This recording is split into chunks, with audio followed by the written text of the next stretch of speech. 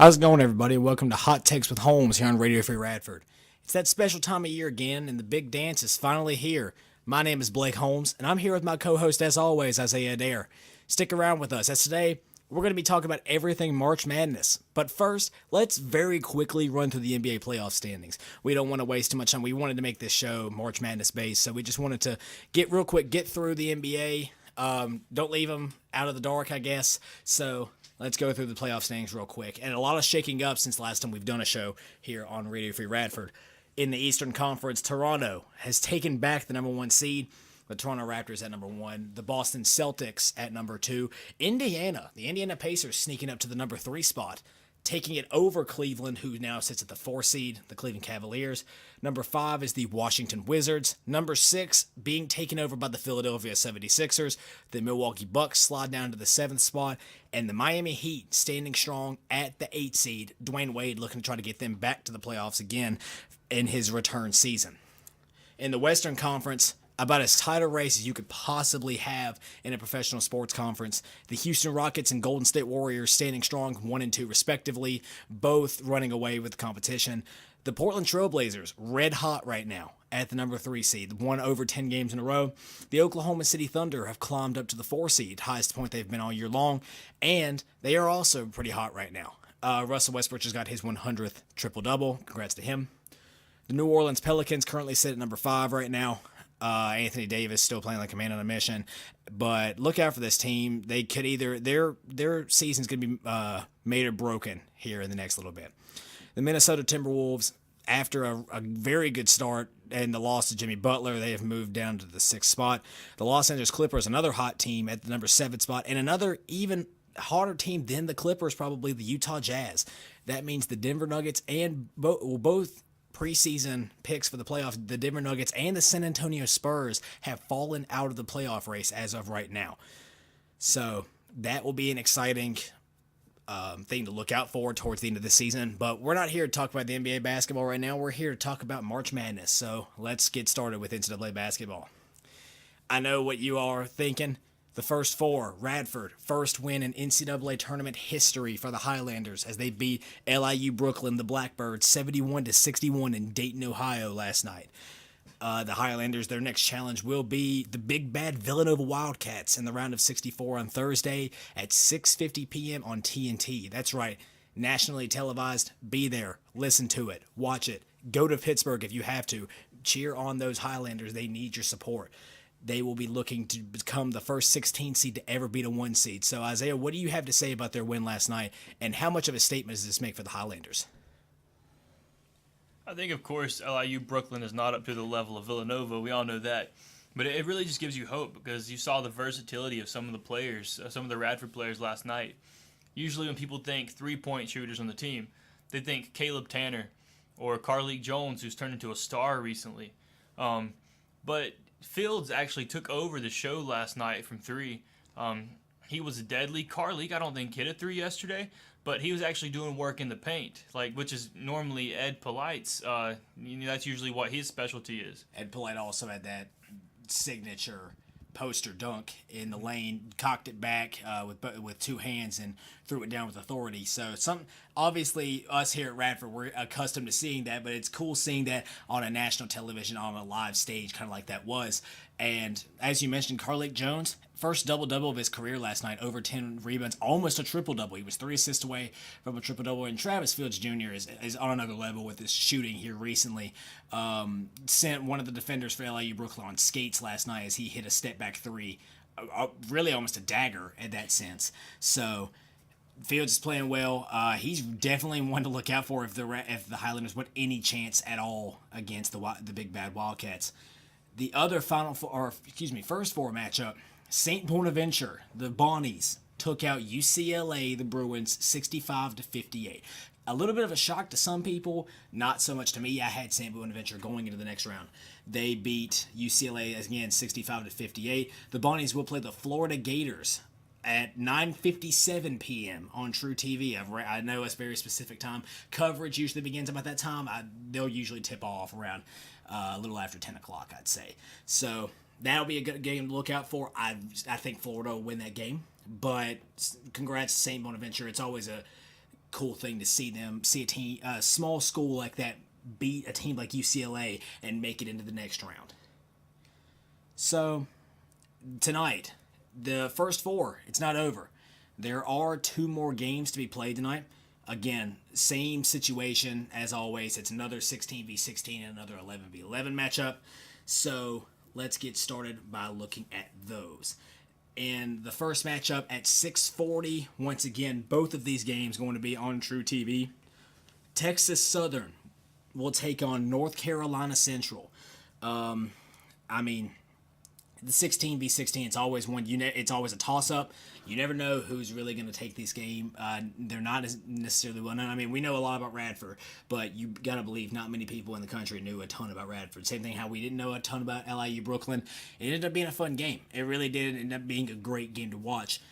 And maybe we'll see that again with Texas Southern and North Carolina Central. They are playing to see who will play the Xavier Musketeers in the first round, the other 1 seed. So, look out for that. Once again, there has never been a 16 seed to ever beat a 1 seed in the NCAA tournament history ever. So maybe they'll happen this year. Heck, maybe there may be multiple. We don't know. And the other game tonight happening at 9:10 p.m. Eastern time with Syracuse. The Syracuse Orange, they've been here. They've been in this tournament just a little bit with Jim Boeheim. And the Arizona State Sun Devils.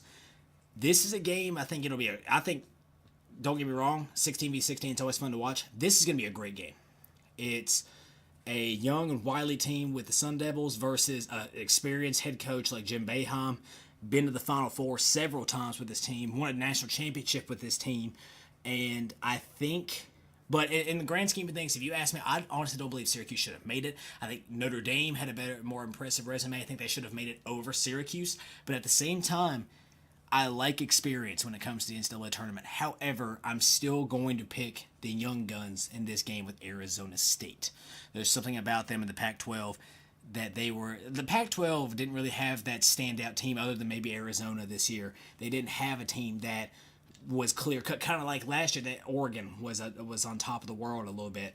And last season, that didn't happen this year. There really wasn't a team other than, I believe the only teams again from the Pac-12 that made it besides them, I believe, were UCLA and Arizona.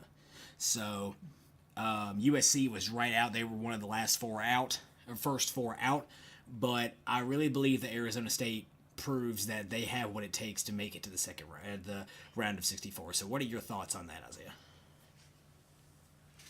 I think they have a shot, but like you said, a lot of it comes down to experience. And Syracuse, maybe not from a player standpoint, but from the coaching standpoint, I feel like when it's a battle of lower seeds, a lot of the time it comes down to coaching experience. Like which coach, I think that was the deal breaker with Radford.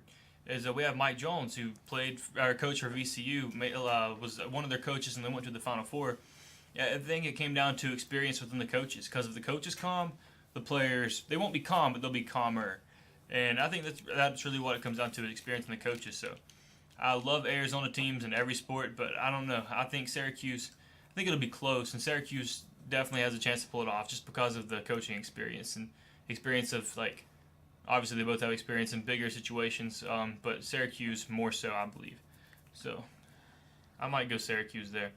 When talking about March Madness, what really makes March Madness March Madness? You know, it is it's insanity. There's a lot of things that make up March Madness. When you say that, what comes to mind?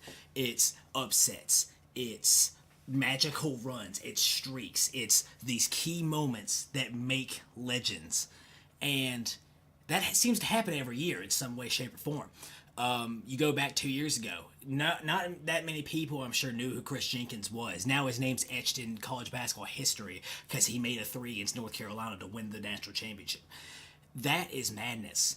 Heck, Carlik Jones making the buzzer beater to get Radford to the big dance. That is March Madness. So my main point here is Cinderellas. Everybody loves them. Everybody loves, whether you like to admit it or not, you always love an underdog. A lot of people do. So looking at the bracket this year, looking at who we have in this tournament field, who do you believe is the team that's most well prepared, well equipped to really go all the way? Or least make a run from a lower seed. And I'm going to go ahead and let you start with that conversation as well. A team that I think has a chance of making a pretty good run, like a Cinderella story, is I think Stephen F. Austin. They finished the regular season and their conference tournament with a 28-6 record. So I think it was either 28-6 or 26-8. I think it was 28-6 though. A fairly good record. And the past couple years, they've had a couple decent upsets. I remember a couple years ago they upset West Virginia, who actually a lot of people had them picked to go to the Final Four, at least Elite Eight. In the first round, Stephen F. Austin upset them. So and you can guarantee at least a couple players still on the roster. The coaching staff's same, or at least similar. So I think Stephen F. Austin has a chance. They might not make it. I don't think they're going to make a very deep run. But out of the first 2 rounds, I think they'll make it to the Sweet 16. Now, for me to answer this question, you have to ask yourself, what qualifies as Cinderella? And to me, that is a team that isn't necessarily given much of a chance, really, to make it out of the first 2 rounds.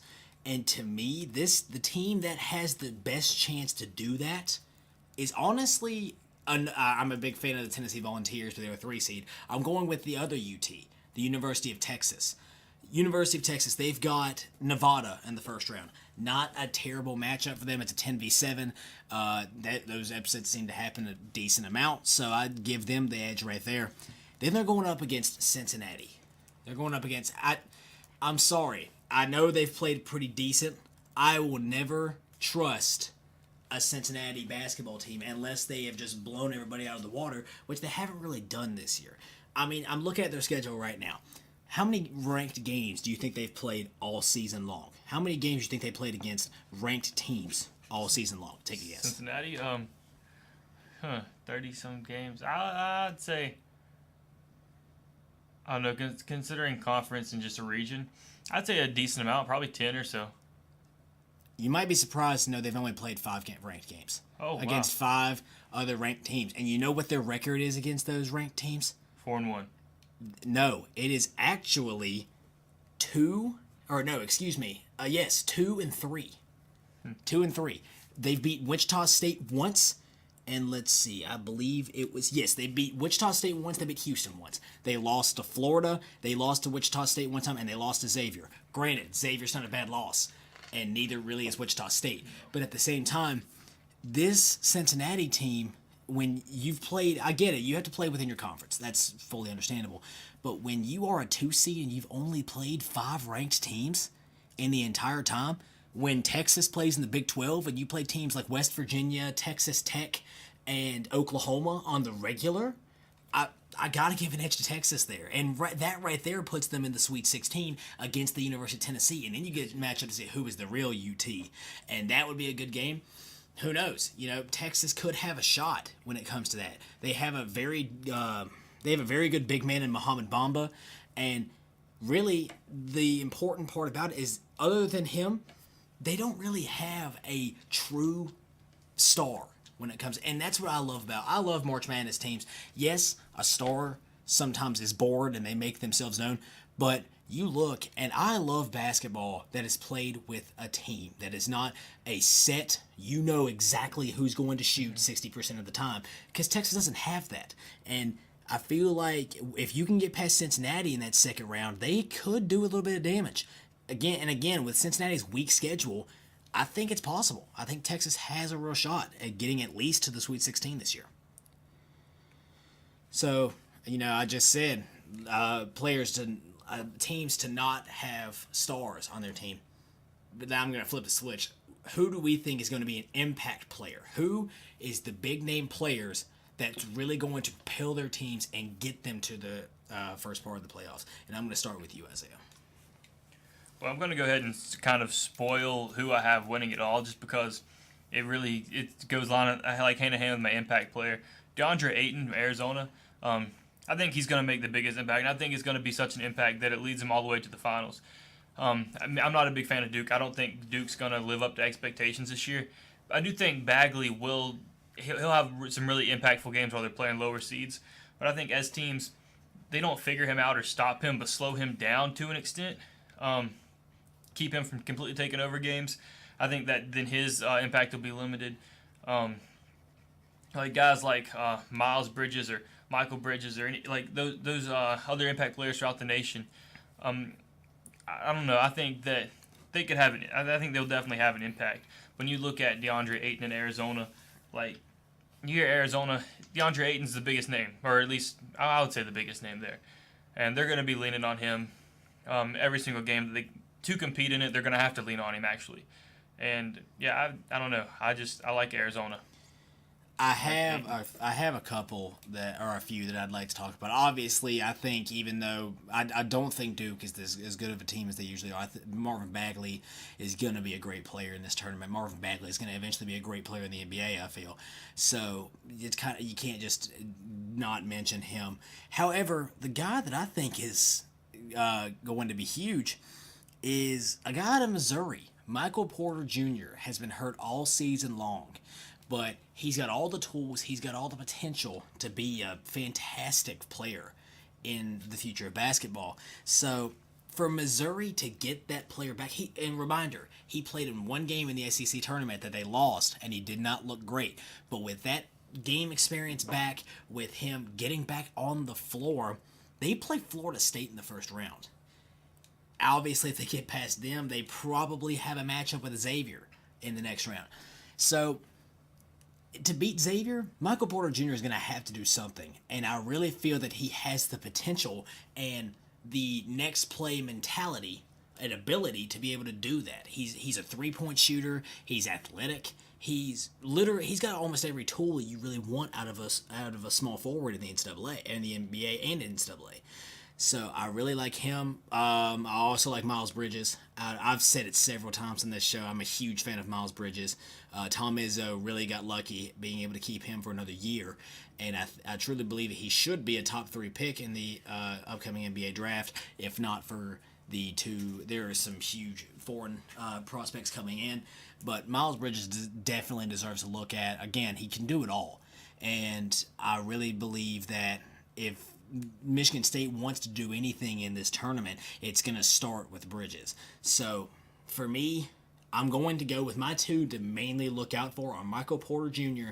trying to get the Tigers out of the first round, and Miles Bridges potentially trying to get the Spartans championship.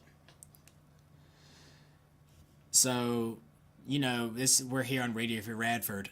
Radford basketball, as I said before, they're looking to become the first 16th seed, not in school history to upset a number 1 seed, not in the Big South, in NCAA history to ever beat a number 1 seed in the NCAA tournament. It's never been done. Radford's been a 16 seed twice now, and they've gotten blown out both times, including a 50-point loss to UNC back in 2009. So it begs the question. We're celebrating this win. It was a good win against LAU Brooklyn. Do the Highlanders realistically have any shot against the Villanova Wildcats? According to ESPN, there's a 1% chance. I don't know. It might be just a little bit more than 1%, but I honestly could see it happening. Is it likely? Not at all. But I think there's a chance. If not now, probably more now than ever. Just the team that Radford has in place, they have an identity etched in stone. Like you were talking about earlier with Texas, you never know who's going to shoot the ball. And with Radford, you think you got an idea. Ed Polite averaging 14 points a game, the team's leading scorer. They start, tightening the ropes on him, locking him up more. He just passed it off to Carleek. People see what Carleek's capable of. Fields blew up last night. I think then, Caleb Tanner, he's still coming off the bench shooting threes. There's so many pieces that you don't know. You might have an idea of who's hot, lock them down more or try to. But there's just so many pieces. There's so many shooters. The defense is stout and was number 15 in the nation. I think they definitely have a chance. I wouldn't say only a 1% chance. Honestly, I'm being optimistic, seeing that they lost to Ohio State earlier by 9 points early in the year before the young guys really got in a rhythm or got much playing time. I think it could be closer than expected. And I would say at least like a 15% chance shot. That's what I would give it. And another person that's actually played well here recently was Devontae Holland. He's played pretty well in the spotlight. However, there's something about a 1v16. It's every year there's that one team that's feisty. They're going to potentially give this team a run. And last year it almost happened. I don't know if people realize that Kentucky was number one seed, almost lost to a 16 seed. Actually, 16 seed was leading at halftime last year in that game. But do they realistically? I mean, to say that they have literally no shot whatsoever. That's not right. I mean, back in the day, I know this is a really old example, but Appy State once beat Michigan, the University of Michigan in football in Michigan. Like, that was insane. No one really ever could have predicted that ever happening. So to say that there is never a shot, that's ludicrous. That's not fair comparison to Radford. However, do they have a good shot? No, they don't. You know, Villanova's got that team basketball. They've got those stars. They do. They've got a Wooden Award finalist right now on their team. Radford, they may have your players that not necessarily are stars. You don't necessarily have a guy that they can key in on, because you do have your Travis Fields. If he can get hot, you do have your Donald Hicks. You do have your Caleb Tanner, your Carly Jones, your Ed Polite, Randy Phillips, and everyone plays a key role within the defense and offense for the Highlanders. However, something about having not one but two stars on your team. Villanova, if UVA lost in the ACC tournament at all, then Nova might have gotten the number one seed in the entire thing. And while I think Radford could have had or should have been possibly given an opportunity to play a better or a different one seed, they got stuck with what they got. See, you gave them a 15, I'd give them a 5, maybe. A 5%, and purely because there has never been a 16 seed in all the years out of all the weak number one teams that people have thought maybe they weren't as good as we thought. They still get a win it. I don't think Nova is a weak number one team by any means. In fact, I think the weakest number one team that we have this year is potentially even either Kansas or Xavier.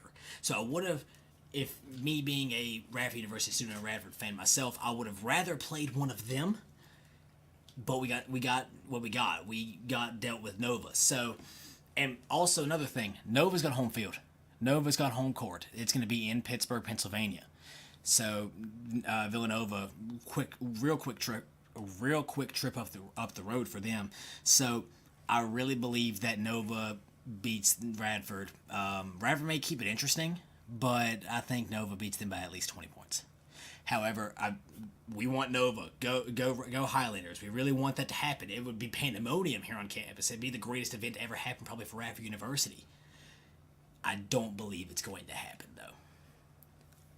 So, something that a lot of people are doing, and we're trying our hand in it as well. We're going to compare our NCAA brackets. We've both filled out legitimate brackets, and we're going to go through and look and compare round by round, and basically just discuss the first round, what we think is going to be the deciding factor in each game, and talk about who we have going far, who we think is going to win the championship, and who's even make it the Final Four. So, to start, the first game that we're going to be discussing, UVA and UMBC. I don't think we need to talk about much. UVA wins in a landslide. UVA plays fantastic defense. Kyle Guy is insane. Tony Bennett preaches defense. And when you can hold a team to 50 points, 40 points a game, then you're going to win a lot of basketball games. And I think that they do that with the Retrievers.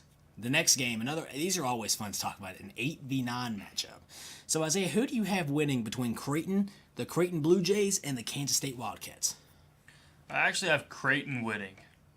I don't really know why. I honestly don't know why. I think I was looking primarily at, because I'm a Mountaineer fan. So Kansas State, West Virginia matches up against them, yearly, same conference and everything. So just looking at the type of fight that West Virginia had against them and it does yearly. I mean, West Virginia, usually a higher seed, better team, press Virginia, go Ears. But, I don't know. I know Kansas State took one from the Mountaineers earlier this year, but I don't know. I just don't buy into them. I don't really buy into many of the Big 12 teams. Kansas probably might be the only one. So, I'm going to go Creighton just because I don't buy into Kansas. And if Kansas does make it out of the first round, they won't make it out of the second. So, which that goes for either one of the teams. See, I don't really believe that either team getting out of the first round is going to stop UVA. I really believe that I also have Creighton winning over Kansas State, and I feel like I'm the same. I'm not even a Big 12 fan. I'm not a fan of either team, but I really believe that I don't buy into Kansas State either. They haven't really done much in the basketball side of things since they had Michael Beasley, and I really believe that Creighton. Fun fact: Creighton beat Villanova earlier this year, so I'm going to go with Creighton for that particular reason. They've played. I know Kansas State plays quality opponents. Everyone in the Big 12 does. However, I'm going to go with Creighton in this game because I really don't believe either of them is going to get past Virginia. So I'm going to take the initiative on the next matchup. I do have Kentucky beating Davidson, although this is a game I would consider putting on upset alert. Davidson, Kentucky's very young. It's probably the youngest team that Coach Calipari has ever coached, and I don't buy into this Kentucky team. I know they won the SEC tournament, and maybe it's because I'm a little bit salty that they beat my Volunteers. But at the same time, I can never trust a team made up of nothing but freshmen. And I do believe that Davidson could get a dub here. I'm still going to go with Kentucky to get out of the first round, though. So, I don't buy into Kentucky at all. There's a lot of teams that are perennial powerhouses I don't buy into. I don't buy into Kentucky at all. But I think just because the coaching advantage, I'm going to go with Kentucky. Honestly, I also think that Kentucky, even though I think they advanced through the first round, I think that they will. They're going to lose in the next round anyway. But I think Kentucky wins just the pure coaching advantage. watch out for Wenyon Gabriel in this game. He's been playing red hot. In the SEC semifinals, he went 7 for 7 from deep. So look out for him. Arizona taking on the Buffalo, not the Bills, but the Bulls, the Buffalo Bulls. So I have Arizona winning this game. DeAndre Ayton's a man, plays like a man, you want a big man to play, and Arizona rolls by a lot. Arizona, I don't think I have to explain that much, but yeah, I'm going Arizona there. Miami and Loyola Chicago. Loyola Chicago is an interesting team. They beat Florida on the road this year. But Miami plays in the ACC, the best basketball conference in the country. I know you could say maybe it was the SEC this year. Statistically, it is still the ACC. The ACC had 9 teams make the NCAA tournament. The SEC had 8. And Miami plays quality opponents. We rag on Duke a lot. We rag on UNC a little bit. They play Duke and UNC twice a year. They play teams like Louisville. They play teams like Clemson right now. Virginia Tech, UVA. So, to me, in fact, speaking of UNC, that buzzer beater in Chapel Hill, that takes guts, that takes talent to beat UNC within Chapel Hill. So I'm going to go with Miami advancing to the next round over Loyola Chicago. I'm going to go with Miami. And, yeah, that was just one I don't see an upset happening. Just because I don't know why, but Miami's one of the few teams that I don't think they're going to go too far. But I can buy them. I buy into them going. I buy into them at least advancing a few rounds, and I don't really know why. It's just I just like the play style. Like you were talking about the buzzer beater in Chapel Hill. It's phenomenal. So the next game, my Tennessee Volunteers taking on Wright State. I like Tennessee in this game. I don't think any Tennessee this year. Another fun fact: they've beaten Purdue. Purdue's number 2 seed in this tournament. They've beaten Purdue. They beat Clemson. They've beaten. Let's see, they lost to Villanova, but it wasn't by much. They've swept Kentucky this year. They beat Florida once. I really believe that this Tennessee team, and again, I preach, they do not have a star. They don't have a guy. They have Admiral Schofield. They have the SEC Player of the Year in Grant Williams. But at the same time, it's not a guy that you can key in on. Admiral will go off one game, then Grant has a game, then Lamonte Turner off the bench goes off. Tennessee has so many weapons in this team, and I feel like they get at least by Wright State at a 3. They beat the 14 seed and make it to the round of 32. Yeah, I go with Tennessee there too. I mean, they're co-SEC champions, like you said. Some people think that the SEC may be the toughest conference this year. And Tennessee was co-champions, the number 3 seed. Um, yeah, and then they're playing against Wright State. Of course, not saying Wright State doesn't have any chance at all, because we were just talking about 16 seeds having a chance. But I just don't see an upset here at all. One thing to look out for with Wright State, they do force a lot of turnovers, and Tennessee likes to turn the ball over a lot. But I still am going to go with the Vols. Nevada and Texas. I just said they were my Cinderella team, and I explained why, so I'm going to go with Texas in this game. I'm actually going with Nevada, which might be the first difference we've had so far. I believe it is. It is.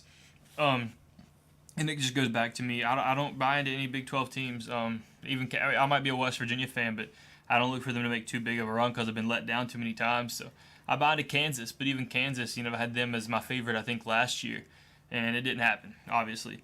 So I'm just having a hard time buying into Big 12 teams, just like I do with football, and I'm going Nevada. JaVale McGee and Kevin Durant have a bet on this game. If Nevada wins, Kevin Durant has to wear a fanny pack of JaVale McGee's choosing to a game, and if Texas wins, JaVale McGee has to wear a onesie to a game. So that'll be an interesting headline to look for in that game. Cincinnati and Georgia State. I just said that Cincinnati plays a week. I just said that Cincinnati has played a weak schedule this year, and they did run through the American Conference Championship. However, they really play a weak conference. I'm not saying they're going to lose to Georgia State. I think it could happen. If there's a 2 seed that's going to get knocked off this year, I feel like Cincinnati's the team that it could happen to. However, I'm going to go with Cincy getting out of the round of 64. I'm going to go with Cincinnati as well. Yeah, not really an explanation. It's not one of the upsets that I see taking place. Georgia State knocked off Baylor a few years ago with Kevin Ware and R.J. Hunter. They're not there anymore, so I'm going to go with, again, Cincinnati. Moving on to that, we were just in the South region. We're in the West region now. Xavier taking on the winner of North Carolina Central and Texas Southern tonight. That's not going to matter. Give you Xavier. Xavier, I never give them enough credit where credit is due, and Xavier wins by at least 25. I actually like Xavier, and I don't know. I don't fully agree with what you said earlier about the weakest 1 seeds, Xavier being one of the weakest 1 seeds. I like Xavier personally. I don't see an upset happening. Of course, there's always a chance, but I like Xavier. Yeah, and when I say that, I don't mean like they're a weak team. It's just out of the 4, I really feel like Xavier isn't necessarily the. If you would rather see Xavier in your schedule, I feel, than you would rather see Villanova and someone or UVA. Missouri taking on Florida State. I like Missouri. Again, I like Michael Porter Jr. leading them past the Seminoles in this round. I don't think it matters who wins this game, because I think either one of them loses to Xavier in the round of 32. I think whoever wins will lose to Xavier as well. But I go with Florida State. I don't think Michael Porter's back is, obviously it's better because he had surgery and everything. He's been able to move fairly well. But like you talked about earlier, I don't think he's fully back. I think he will be next year, whether he decides to stay or enter the draft. But I don't think he's fully back to form because he didn't play too well in the tournament. Yes, he's had time since then to shake the rust off, but I'm going Florida State. Ohio State, South Dakota State. I'm going to let you start with this one right here. I'm going OSU. I'm just going to OSU because, Radford played them earlier this year. I know Radford was actually close. South Dakota State has a higher ranking than Radford does in the tournament. And Radford only lost to them by 9, single digits. But, I don't know. I could definitely see an upset. But I'm going Ohio State. Those 5v12 matchups are always one to look out for with upsets. I'm still going to go Ohio State. I'm a big believer in the Big Ten this year, even though they don't have that many teams. They don't have as many teams as they may usually do represented. Look at the teams they've got. Purdue, Michigan State, Michigan. Michigan actually winning the Big Ten championship over all of those teams and Ohio State. So I'm a big believer in the Big Ten this year, and I believe Ohio State gets past the Jackrabbits of South Dakota State. So Gonzaga taking on UNC Greensboro. UNC Greensboro making the NCAA tournament for the first time, I believe, in school history. Give me Gonzaga. They've been here. They know what it's like to be in the first round. And Gonzaga was a team that Steph Curry destroyed back in when he made his magical Elite Eight run. I'm still going to go with Gonzaga over UNC Greensboro. Yeah, I'm going Gonzaga as well. I have a friend going to UNC Greensboro, but yeah, that don't mean nothing. He plays soccer, not basketball. So yeah, I really like Gonzaga though, and I look for them to make a decent run this year. I say Gonzaga makes it to at least the Sweet 16 in this year. Houston taking on San Diego State, another game that's interesting to look at when it comes to an upset standards. But I think Houston's underrated this year. Houston, they did get beat by Cincinnati in the American Championship. However, I like the Cougars. I like Houston, and I believe they make it past San Diego State, and I believe they make it to the Sweet 16 this year. I actually have San Diego State. That's just an upset. Obviously, it's an upset because of seeding difference, but Houston has a really talented team. But I don't know why I feel like that San Diego State has a shot, and it's 6-11. It's not like the rankings are too far apart. Like the talent level, like differential is too great there. I could see San Diego State pulling it off though and playing. Well, not to ruin my next one. So I could see them advancing to the round of 32. Michigan and Montana, the Wolverines versus the Grizz. Give me the Wolverines. They're battle tested. They won the Big Ten championship. Like I just said, I'm high on those Big Ten teams, and I believe Michigan. As I just said, Michigan goes, but they get beat by Gonzaga. I believe in the round of 32. I say Michigan. Yeah, I think Michigan's going to advance over Montana. And like you said, they're battle tested. They come out of a strong conference, super talented team, and then you have Montana, who, yeah, let's not get into that. They're not a bad team. They're not a bad school, and they don't. I mean, it's the biggest school they have in Montana. It's not a super small school either, but I think Michigan's just battle tested and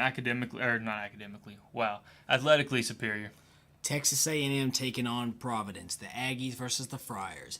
I like SEC schools, and Texas A&M started off this season red hot. They were in the top 10 in the rankings. They were very, very good, and they dropped off. And I think they found a little bit of their footing here against Providence, and they go to the round of 32. And it's going to be a close game. Providence is no pushover; they never are. But give me Texas A&M in this game. Give me Providence, another upset.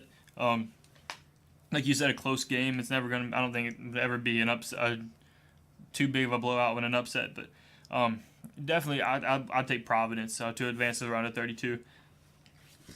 That game doesn't really matter to me much because the next game is UNC versus Lipscomb, and I think UNC wins big, and UNC even makes it past the round of 32, which is why it's not that big a deal. I feel like UNC takes out Texas A&M, even though they find their footing against Providence. UNC finds a way to the Sweet 16, and they make a push for the Final Four for the third year in a row.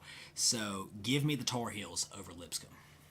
I hate to say it, but I have the Tar Heels making it to the round of 32, and like you said, making a push to the Final Four. So yeah, Lipscomb first tournament appearance in school history as well. And the matchup you've all been waiting for in the East region, the Villanova Wildcats against the Radford Highlanders. Give me Villanova. As much as I want to say give me Radford, as much as I'd love for it to happen, hey Villanova, you want to bust my bracket and lose to Radford? I would love for that to happen. However, history until it happens, I'm gonna let history predate it, and I'm gonna say Villanova wins big over Radford. Radford. As much as I want to say that, I can't. Yeah, I'm praying it's a good game. I mean, and I know it will be. I think at least the first half will be entertaining because Radford's been getting off the fast starts recently.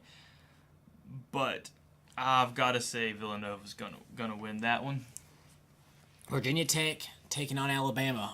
Hometown Hokies versus the Crimson Tide. Give me Alabama. I like the way Colin Sexton's been playing lately. Colin Sexton has a huge game, leads the Crimson Tide past Virginia Tech. Both teams, we've said we're going to be surprise teams in the NCAA tournament, ironically playing each other right here.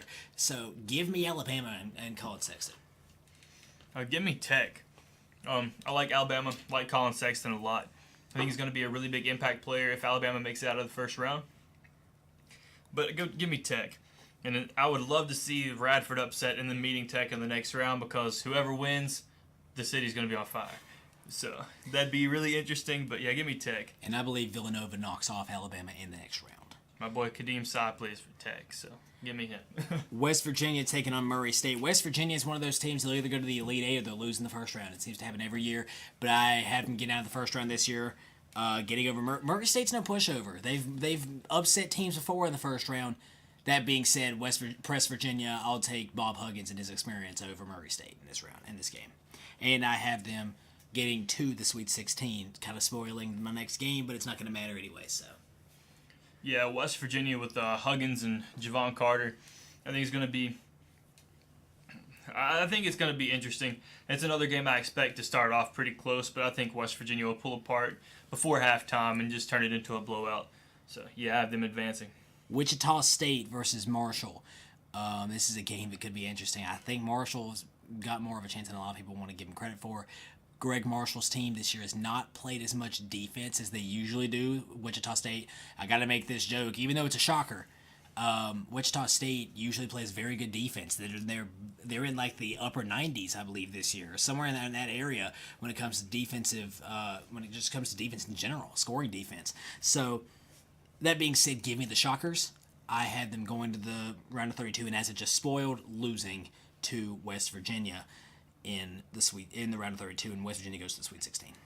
Oh yeah, mine's the same. I have Wichita State winning. I think it's Marshall's first appearance in school history as well, but I have Wichita State beating Marshall, then losing next round. So the Florida Gators taking on St. Bonaventure, the Bonnies. St. Bonaventure just got to the first round, as I said earlier, won in a good game against UCLA last night.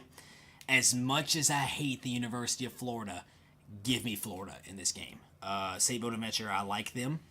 Don't think they have the talent level to compete with the SEC program like Florida right now.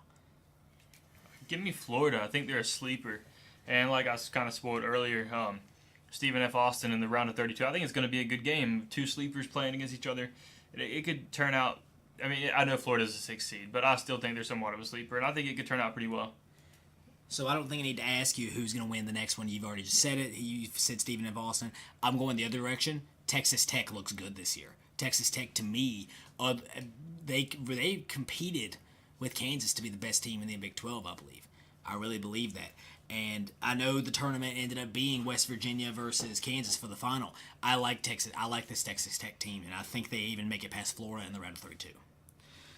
Arkansas taking on Butler. Butler's been here before, once again, without Brad Stevens. They had Brad Stevens back in the day and Gordon Hayward. However, Butler's been here. Butler's been in the tournament. They've been in a lower seed. Again, I have a bias towards SEC schools. I'm going with Arkansas. We saw them give Tennessee a real run for their money in the SEC tournament. I've got to go Butler, with like you said, experience and going back to experience. Yeah, I just got to go Butler just due to experience in general, yeah. Purdue taking on CSU Fullerton. I don't need to talk about this game much. I'm a big believer in Purdue. I think they should have been, honestly, a number 1 seed, probably over Kansas. However, I think this could be favorable for them, and I think they blow out CSU Fullerton. I honestly believe that this is one of the bigger blowouts of the first round. Yeah, I do too. I have Purdue going to the Final Four, so yeah, I don't think it's going to be much of a game. In the Midwest region, number 1, Kansas taking on the number 16 seed, the University of Penn Quakers. I believe it's like the 3rd appearance for University of Penn in their school history, but give me Bill Self and the Jayhawks coming off of a Big 12 championship win. Yeah, Kansas. I don't need to say much about that. Yeah. NC State taking on Seton Hall. Seton Hall is the 8th seed, and NC State's the 9. Give me NC State. It seems like every time I pick Seton Hall, I get upset. That's the only reason I like Seton Hall. I think they're a good team. Every time I pick them in the NCAA tournament, they seem to lose. So if they win this time, I'm going to get upset, but go Wolfpack. I'm going to pick Seton Hall just because Blake picked against them. When it happens like that, if he picks a team, they lose. When he picks against them, they usually win. So. Well, I mean, I did that. The Bears did that to me earlier this year with football. Yeah, so I'm going Seton Hall. The Clemson Tigers taking on New Mexico State. New Mexico State's another interesting team to look out for in this. Again, 5-12 matchups are always one to look out for. I like Clemson. Clemson was number 15 seed in the country at one point. Ended up losing to Virginia Tech. But again, when you play in that ACC tournament and they play in the ACC in general, I like Clemson in this first run against New Mexico State. Yeah, I got to go Clemson as well. I think it'll be an exciting game, but I think that near the end of the game, Clemson will pull apart. I'd say the last 5 to 7 minutes or so, Clemson will pull apart and show why they're there, and eventually make it to the Sweet 16. So Auburn, the Tigers versus the College of Charleston. Give me Auburn. And spoiler alert, I have Auburn beating Kansas in this bracket. Auburn's good. Auburn is, as we've mentioned, they were co-SEC champions this year. Auburn's a good basketball team right now, and I really believe that they get past Charleston, get past Clemson in a Tiger v. Tiger matchup, and they beat Kansas. I don't believe Kansas is as good as people want to give them credit. No, I mean, nothing to take away from Bill Self. That program's a fantastic school right now. However, I really believe Auburn gets a win and gets past them on their way to at least the Elite Eight. I think they'll get knocked out in the next round by Clemson, but I will say Auburn is my pick against Charleston. TCU taking on either Arizona State or Syracuse. See, I'm kind of on the fence with this one. If it's Arizona State, I might consider picking them. For now, I'm going to take the safe bet, and I'm going to go with TCU. TCU, Big 12 school again. I like TCU. I like the way they've played this year. Rival with Texas Tech this year. And give me the Horned Frogs going out of the next round. I have them losing the next round anyways. I'm losing in the next round as well. But I think it does come down somewhat to who they're playing against. And I could see them losing to either team. But yeah, I went TCU. Just a safe bet. I think it's more safe. Michigan State taking on Bucknell. Give me the Spartans. I said I'm high on Tom Izzo. I'm high on Miles Bridges. I really like this Michigan State team. And I did this last year. Had them going all the way last year. Actually, I had them actually winning the championship last year, and they lost. Early. But I'm gonna go and I'm gonna pick them again to win the first round, and they beat the Bison by a large amount. I really believe Michigan State blows them out of the water. Yeah, I agree with that. I think Michigan State's gonna run away with this one, and I don't have them going all the way, but I have them advancing pretty deep into the tournament. So yeah, I go Michigan State. Rhode Island versus Oklahoma. One of the few Big 12 teams I'm not a fan of. I like Trae Young. I don't have a reason to hate Trae Young. He turns the ball over a ton, and I don't think Oklahoma was that good. I don't think they should have been in the tournament to begin with, if I'm being honest. Now, Rhode Island, as our good friend Jacob Underwood a couple weeks ago was on our show, they play fantastic defense. They're short, but they play incredible defense. Give me the Rams to beat the Sooners in this first-round matchup. I'm on the opposite end. I don't think Oklahoma deserves to be in the tournament either, but I think Trae Young will silence the critics at least for one round. I think he'll limit the turnovers and put on a show, scoring 30-plus to advance them to the next round, but I think that's where it'll stop. This is where my upset comes in, and it's not Duke getting beaten in the first round. Duke blows out Iona. Let's see. Marvin Bagley has a big game. Grayson Allen plays spectacular in this game. And they go on to lose to Rhode Island in the round of 32. I like this Rhode Island team. Like I said, I'm not high on this Duke team, but I have them at least getting past Iona, and I have them losing to Rhode Island in the second round. I have Duke winning, and I think they will beat Oklahoma in the next round. But that's as far as I have it. I'm not, like I said, I'm not a big fan of Duke. Like I said earlier, I think Bagley will make an impact. But when teams find out how to slow him down, at least to an extent, then I think it'll be over. We are starting to run low on time, so what I'm going to do instead is we're going to talk about our Final Fours. I'll begin my Final Four. I have UVA knocking off Tennessee to go to the Final Four.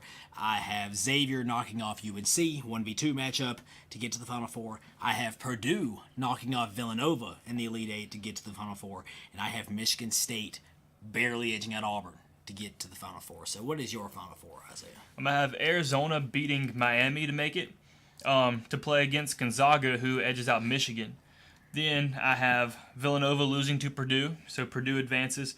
And then Clemson beating Michigan State. So my Final Four would be Arizona versus Gonzaga and Purdue versus Clemson. To recap, mine is Virginia versus Xavier and Purdue versus Michigan State.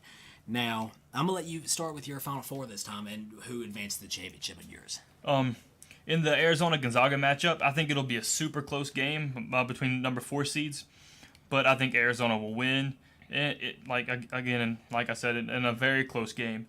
And then Purdue and Clemson, I think Purdue will run away with that one. Not a huge blowout, but I think double digits, probably around 10, 15-ish, so more than a couple points. I believe that UVA is probably the best team in the country when you look at a talent standpoint and the way they play. University of Virginia, their defense, their offense, they really have everything that you could ask for. So I think they beat the Musketeers in the Final Four, and Michigan State gets it done. I said before, I got burnt picking them last year, and I picked them to go all the way and win the championship, and they lost early last year. Well, I have them going to the championship again this year. I like Miles Bridges in this game. Miles Bridges was hurt last year. That is worth noting. He was hurt. However, I like him in this game. I like Tom Izzo against Purdue, and my championship consists of Virginia versus Michigan State. And how is your championship? Who cuts down the nets for the 2018 NCAA championship? I'm going to have Arizona winning it all in a 75-72 game. The score may be lower, but I have Arizona beating Purdue. See, I have Michigan State. I just got done saying that Virginia is the best team in the country.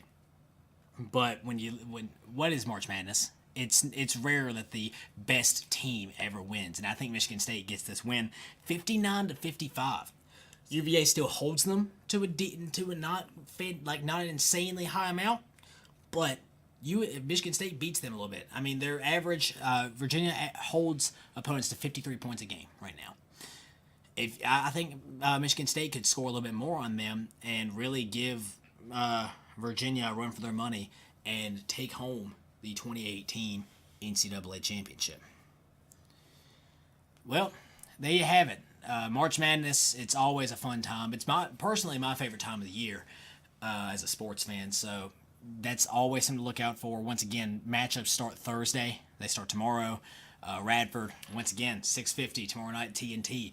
Tune in. I believe there's a watch party happening somewhere on campus. Go there.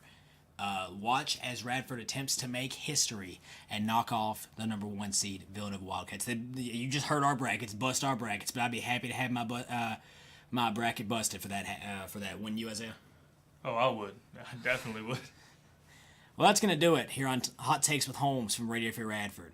If you like what you heard, be sure to tune in again next week at 3 p.m. Here once again, 3 p.m. on Radio Free Radford. And be sure to like our Facebook page. We're also on YouTube, where all of our broadcasts are going to be uploaded to. I'm going to try to get that done either late tonight or tomorrow afternoon. So just look us up, Hot Takes with Holmes, on both of the sites. We'll be there. For my co-host Isaiah Addair, I'm Blake Holmes. We'll be back next week here on Radio Free Radford.